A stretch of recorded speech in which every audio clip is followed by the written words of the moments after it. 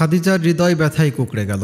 নবীর সহধর্মিণী না হোক, অন্তত জীবদ্দশায় কি একবার দেখতে পারবেন ঐশী বিভায় আলোকিত সেই চন্দ্রমহিম মুখাবয়ব?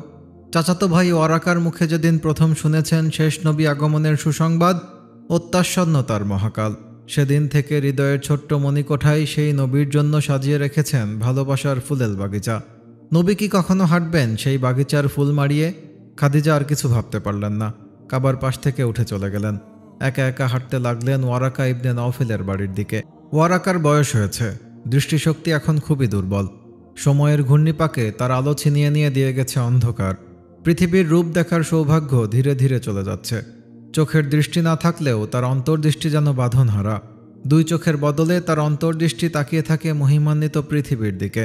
সে দৃষ্টি দিয়ে তিনি মরুর কলরল শুনতে পান, পাহাড়ের গুঞ্জরণ বুঝতে পারেন, হাওয়ায় কান পাতলে অনুভব করেন অন্য লোকের অলৌকিক ঝর্ণার শব্দ।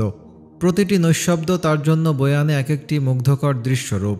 তিনি শব্দের অনন্যতা দিয়ে অনুভব করেন আলোহীন পৃথিবী। দূর থেকে চাচাতো ভাই ওয়ারাকার দিকে কিছুক্ষণ তাকিয়ে রইলেন খাদিজা বিনতে খুয়াইলিদ।